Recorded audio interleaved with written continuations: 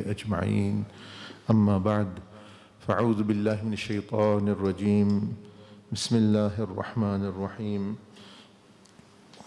لن ينال الله لحومها ولا دماؤها ولكن يناله التقوى منكم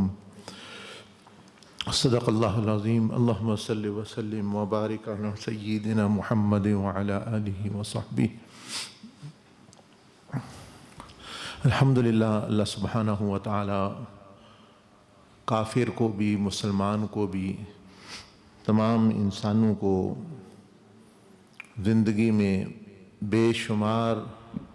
موقع دیتا ہے کہ وہ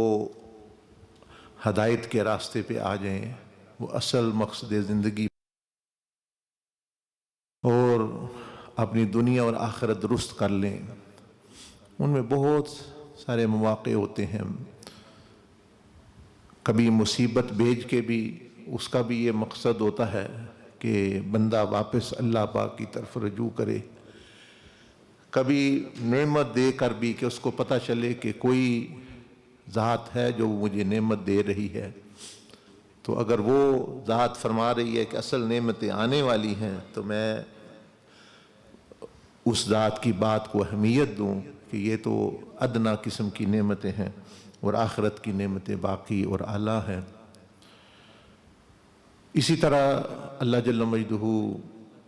بندوں کو مختلف مبارک دن بھیج کر، مہینے بھیج کر کہ ان کی بخشش ہو جائے، کیونکہ معاملہ بڑا گمبھیر ہے آخرت کا، وہاں نہ کوئی چھوٹ ہے اس لحاظ سے کہ سوائے اللہ اس کے رسول صلی اللہ علیہ وسلم کی اطاعت کی ہو، یا اللہ کا فضل ہو، یا نبیوں کی شفاعت نصیب ہو۔ معاملہ بہت ہی جو ہے گمبھیر قسم کا ہے، عذاب بہت سخت قسم کا ہے، عذاب بہت لمبا ہے، بہت ہی دردناک ہے، بار بار اللہ پاک نے ارشاد فرمایا۔ تو ان ساری باتوں کو مد نظر رکھتے ہوئے یہ کہ بندوں کو ہمیں یعنی اللہ پاک بار بار موقع دیتا ہے کہ ان کو جو ہے وہ مل جائے۔ اور سیدنا عبدالعزیز دباغ رحمۃ اللہ علیہ نے فرمایا کہ یہ جو اللہ پاک چاہے تو ایک سال میں بھی بندے کا امتحان لے سکتا ہے، کیونکہ جب اس نے فرمایا ہے کہ الذی خلق الموت والحیات، کہ یہ موت اور زندگی میں نے اس لیے پیدا کی لیبلوکم، تاکہ تمہیں آزماؤں، امتحان لوں، تو اس دنیا میں چند دن میں بھی امتحان آپ دیکھتے ہیں، میٹرک ہے، ایف اے ہے، بی اے ہے، ایم اے ہے، اس طرح کے مختلف جتنے بھی اور بھی امتحانات ہوتے ہیں، وہ کچھ تو گھنٹوں میں ہو جاتے ہیں، کچھ دنوں میں ہو جاتے ہیں۔ تو اللہ پاک تو سریع الحساب ہے، اللہ پاک نے اپنی صفت بیان کی کہ میں بہت جلد حساب لینے والا ہوں، ایک سیکنڈ سے بھی پہلے۔ تو آزمائش تو اللہ پاک ایک دن میں بھی بندے کی کر لے تو وہ کافی ہے اس کے لیے، بندے کے خلاف حجت قائم کرنا یا اس کو اجر دینا۔ لیکن یہ جو 20 سال، 25 سال، 30 سال، 15 سال، 60 70 سال تک بھی زندگیاں بندے کو ملتی ہیں، تو یہ کیوں ملتی ہیں؟ تو انہوں نے فرمایا کہ اس میں ایک حکمت یہ ہے کہ اللہ جل مجدہ موقع دیتا ہے بندے کو کہ اس کا ایک عمل بھی اگر اخلاص کے ساتھ اچھے طریقے سے ہو جائے تو یہ اس کی آخرت کی نجات کے لیے کافی ہے۔ تو اتنی زندگی میں کوئی ایک کام تو یہ صحیح کر لے تو وہ کوئی بھی ہو سکتا ہے، کسی ایک چیز پر بخشش ہو سکتی بندے کی، تو یہ بار بار موقع یعنی مل رہا ہے بندے کو۔ اسی طرح یہ دن بھی، یہ جو ذی الحجہ کے دن ہے، یہ اللہ پاک نے دیے کہ بندے دوبارہ اپنی زندگیاں ریسیٹ کر کے،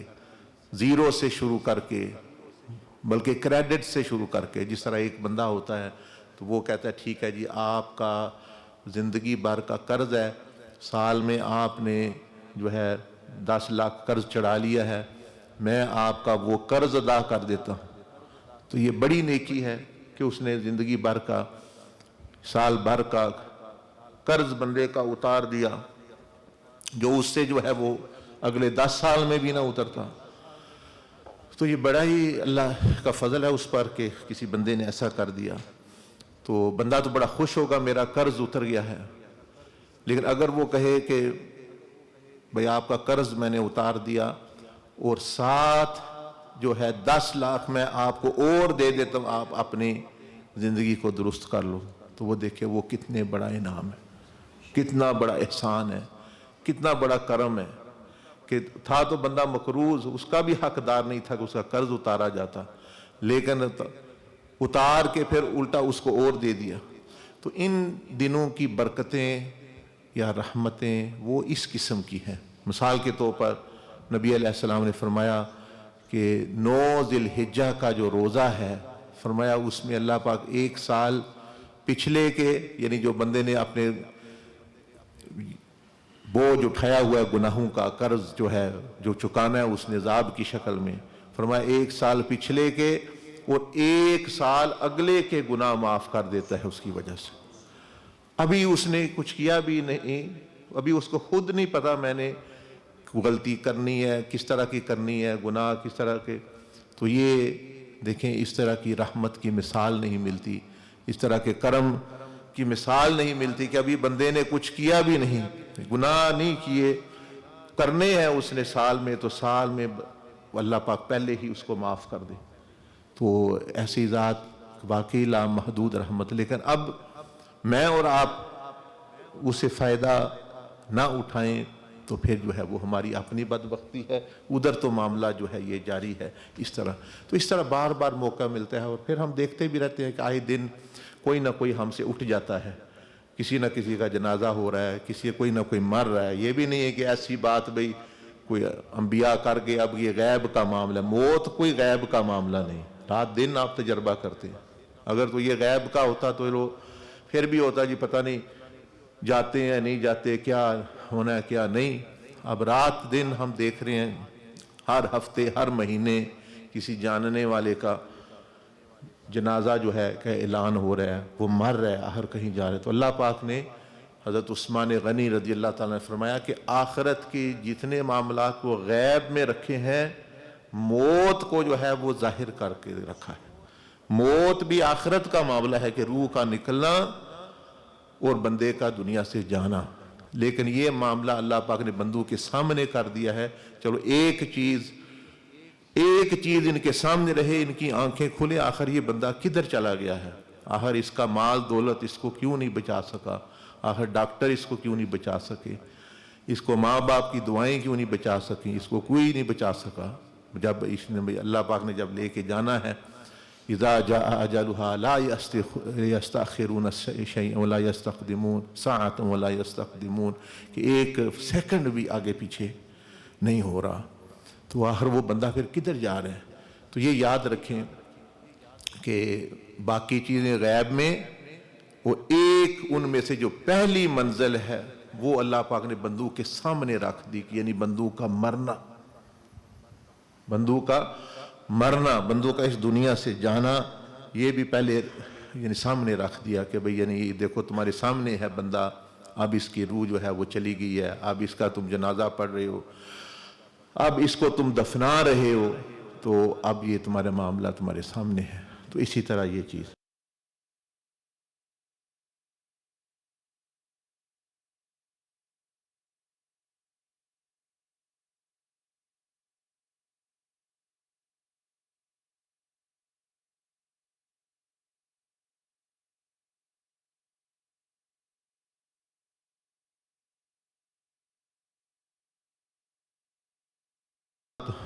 گوشت اور خون پہنچ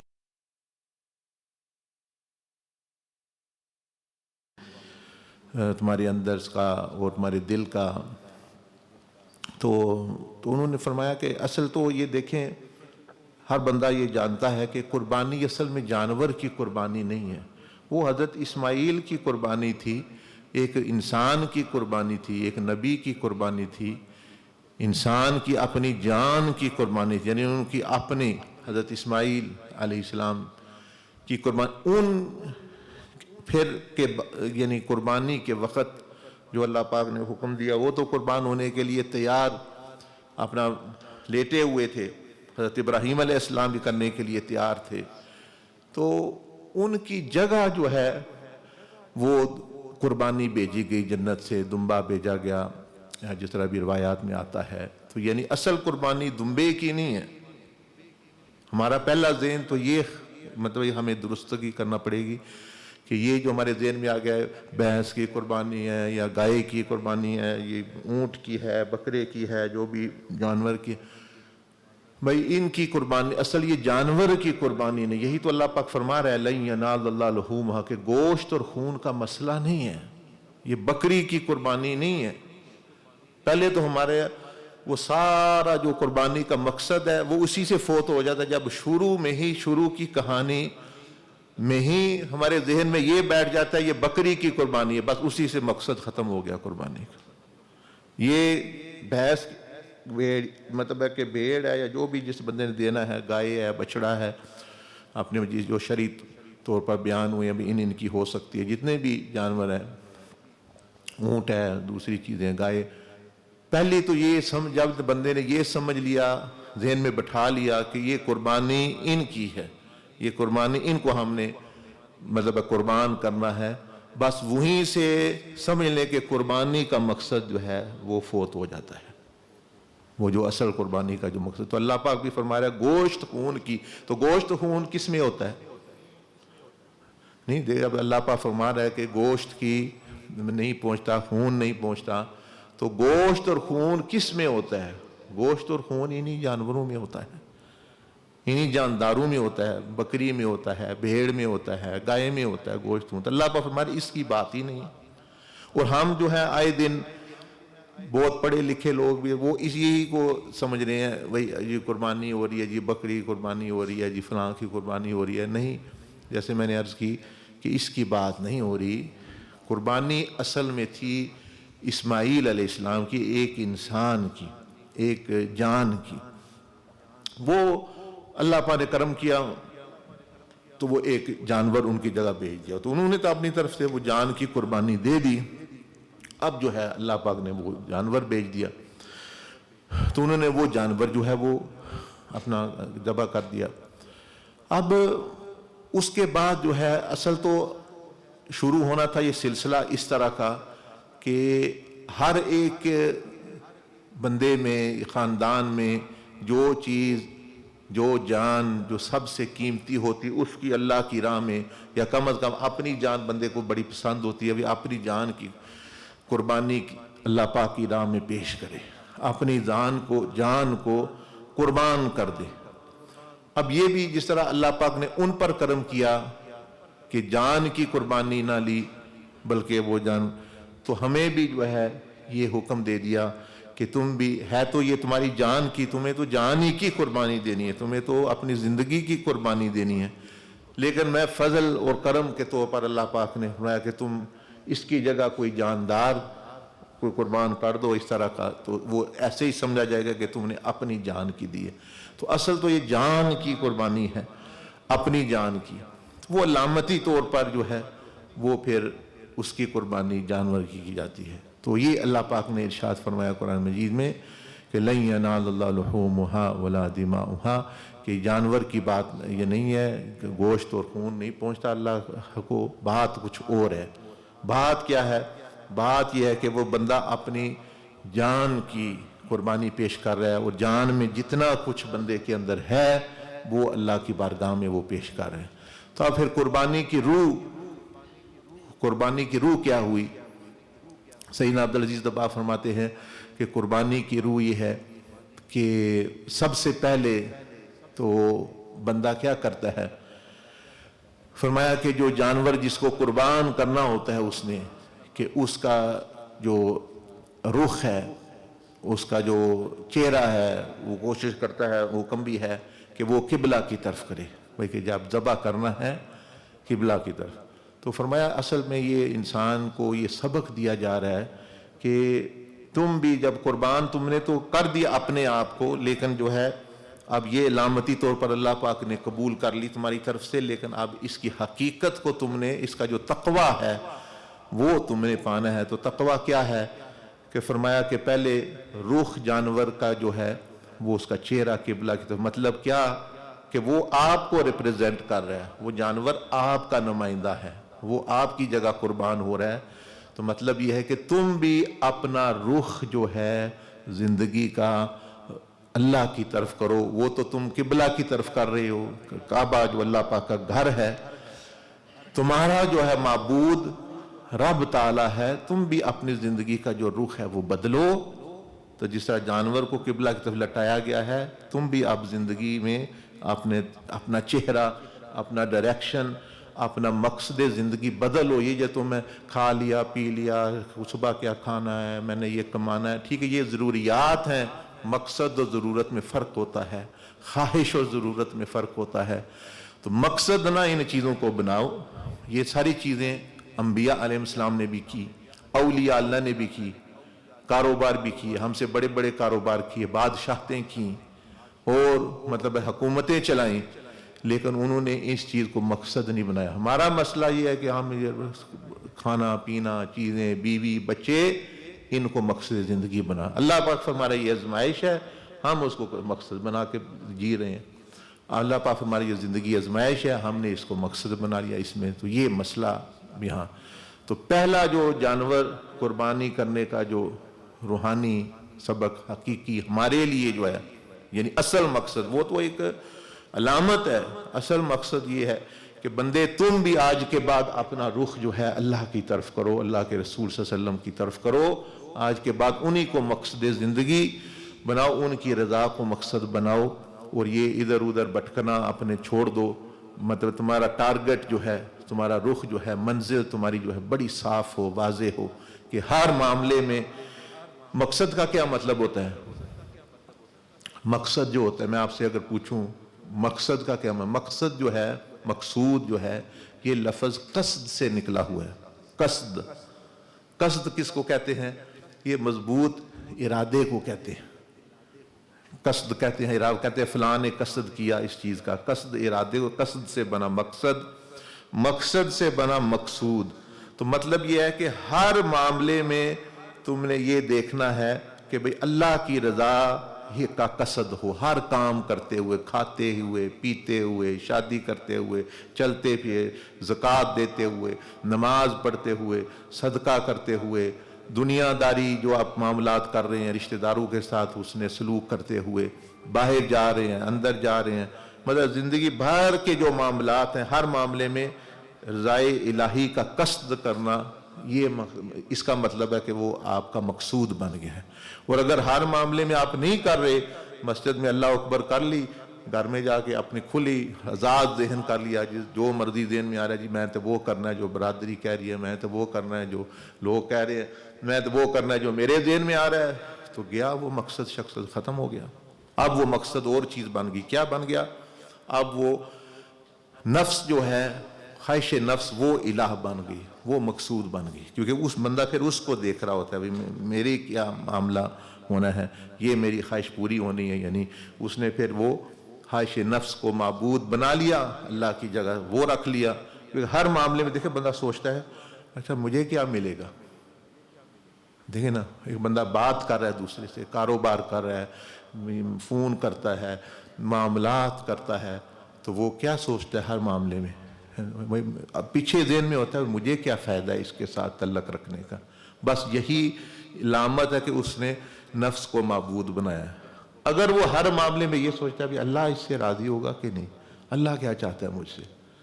رسول صلی اللہ علیہ وسلم اس مجھ سے کیا چاہتی ہے، جو میں معاملہ اس سے کر رہا ہوں، باتیں کر رہا ہوں، وہ مجھ سے راضی ہیں، ہوں گے اس معاملے میں یا نہیں، تو پھر سمجھ لیں کہ اس کا جو مقصد زندگی ہے وہ سارا مطلب اللہ اس کا رسول ہے، نہیں تو پھر وہ جو دوسری چیز بن گئی، تو یہ بڑی خطرناک چیز ہے۔ تو قربانی کا پہلا اس کا رخ قبلہ کی طرف پھیرنا یہ ہے۔ دوسرا یہ چیز قربانی کی پھر بندہ یہ کرتا ہے کہ اس پر اللہ کے نام کی تکبیر پڑھتا ہے، اللہ کا نام لیتا ہے، بسم اللہ اللہ اکبر، کہ شروع کرتا ہے بھائی میں اللہ کے نام کو یاد کرتا ہے، شروع کرتا ہے اسے، اور پھر وہ کہتا ہے کہ اللہ اکبر، کہ یہ جانور، یہ جان، اللہ پاک جب بندہ مثال کے طور پر کسی چیونٹی کو بھی تکلیف دے گا تو اللہ پاک جو ہے اس سے ہو سکتا ہے اس پہ ناراض ہو جائے. کسی بلی کو بھی مارے گا اللہ، کسی کتے کو بھی مارے گا ہو سکتا ہے جہنم میں چلا جائے. لیکن یہ جو جانور جس پر چھری چلا رہا ہے اس سے اللہ اور راضی ہو رہا ہے. کیا وجہ؟ تو وہ یہ بتا رہا ہے کہ بسم اللہ اللہ اکبر، کہ ٹھیک ہے یہ جانور بڑا، اس کی بھی بڑی اہمیت ہے، یہ بھی اللہ کی مخلوق ہے، لیکن اللہ اس سے بڑا ہے. اب اس کے حکم جب آ جائے تو جتنی پیاری چیز ہو، وہ اسماعیل ہو، سیدہ اسماعیل علیہ السلام ہو، وہ آپ کا جو مطلب یعنی کوئی چیز بھی ہوگا. تو یہ دوسرا سبق یہ ملا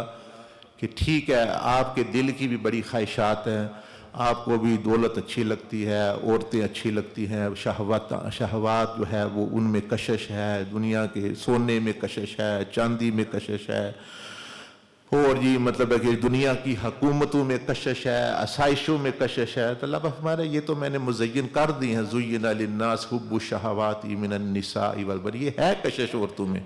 لیکن اب یہ چیزیں تو تمہیں پرکشش لگ رہی ہیں، پیاری لگ رہی ہیں، لیکن اب اللہ کا جو حکم آ گیا ہے، اللہ کا حکم آ گیا ہے، اس کے سامنے پھر ان کی کوئی حیثیت نہیں. اب اللہ کی نافرمانی نہیں کرنی ان چیزوں کے بارے میں. ٹھیک ہے یہ چیزیں تمہیں اچھی لگ رہی ہیں، اللہ پر فرمایا اس سے بھی اچھی میں تمہیں دے دوں گا، لیکن فی الوقت تم نے جو ہے یہ نہیں کہ ان کے پیچھے چلنا ہے، میرا حکم. مولانا جلال الدین رومی رحمۃ اللہ علیہ نے ایک مرتبہ سمجھاتے ہوئے لوگوں کو ارشاد فرمایا کہ سلطان محمود ایک بادشاہ تھا، اس کے دربار میں ایک دفعہ ایک بہت ہی بڑا قیمتی یعنی خزانے میں ہیرا تھا. اس کا غلام تھا ایاز، تو وہ ہیرا یا موتی یا کوئی اس قسم کی چیز تھی بڑی نایاب، یعنی خزانے میں بھی ایک دو ہی تھی. تو وہ جو دوسرے وزراء یا مریدین یا جو بھی اس کے لوگ تھے وہ اس سے حسد کرتے تھے. اب یہ دیکھیں یہ بڑا مسئلہ ہے. یہ حسد تب پیدا ہوتا ہے جب مقصود نفس ہوتا ہے. جب اللہ کی رضا مقصد ہو تو پھر حسد نہیں ہو سکتا، کیونکہ اللہ پر کیسے اعتراض کر سکتا ہے بندہ؟ اگر اللہ سے محبت، اللہ سے تعلق ہو تو وہ اس پہ اعتراضی پہ راضی نہیں، مجھے نہیں، اس کو نہیں ملنا چاہیے، اس کو ملنا چاہیے. یہ پھر وہ اس نے اپنے نفس کو معبود قرار دے دیا، اللہ کو تو معبود نہیں قرار دے دیا. اپنے شیطان کا بھی یہی مسئلہ بلا. وہ کہتا تھا میں روحانی طور پر تو بڑا بلند مقام ہے، اب انتظامی معاملہ آ گیا.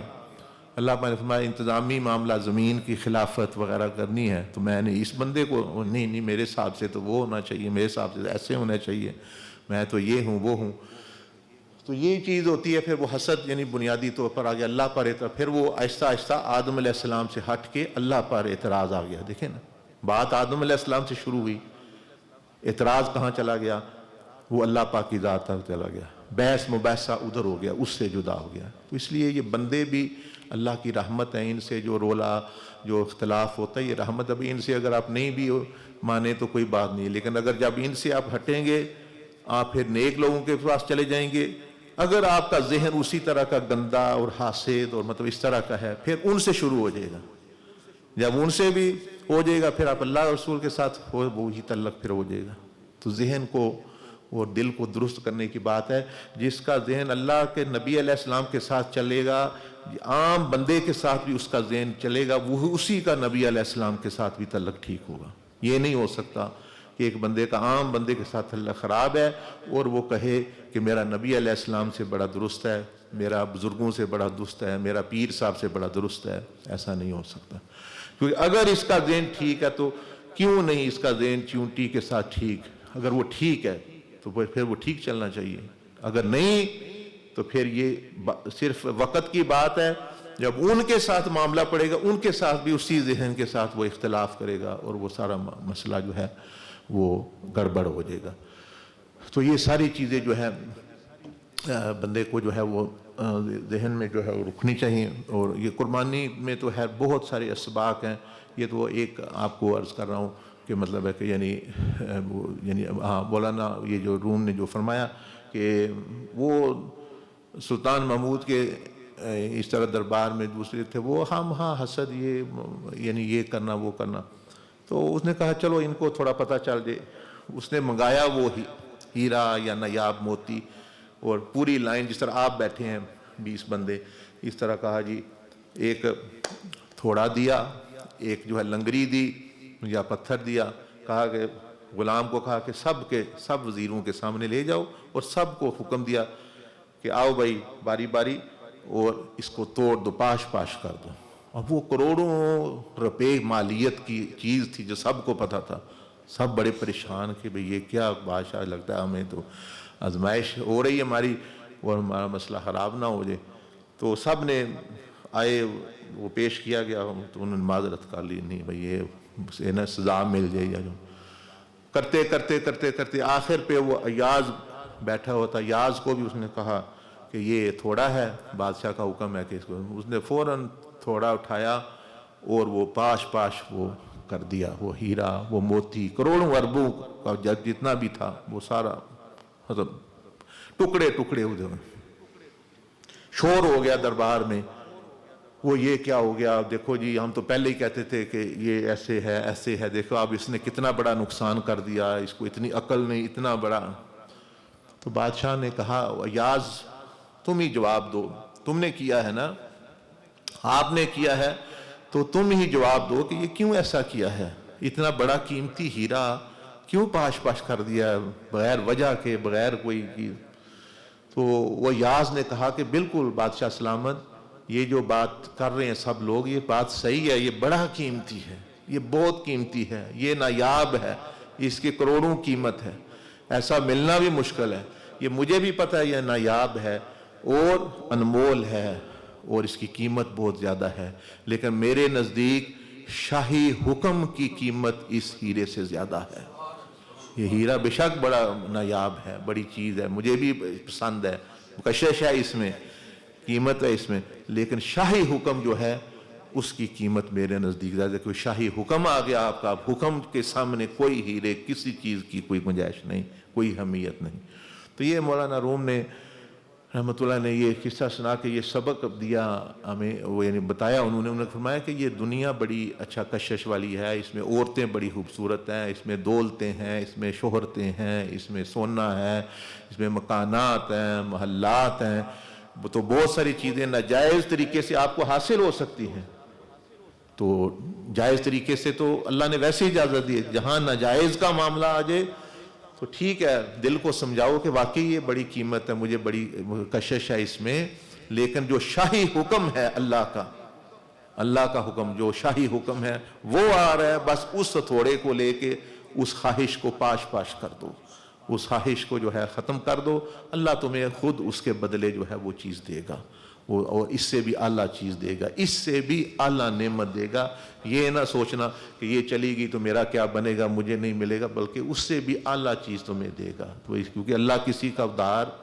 یا کسی کا جو بدلہ وہ رکھتا نہیں، بلکہ بڑھ چڑھ کے، جب ایسی بات ہے تو پھر کیا بندے کو فکر ہے، پھر تو بندے کو بے دڑک ہو کے، مثلا بندہ بے ایمانی کا موقع مل گیا، اب اللہ کا حکم ہے نہیں کرنی، بندہ سوچ رہا ہے جی میں کر لوں تو بڑے مجھے اتنے پیسے مل جائیں گے، یہ ہو جائے گا،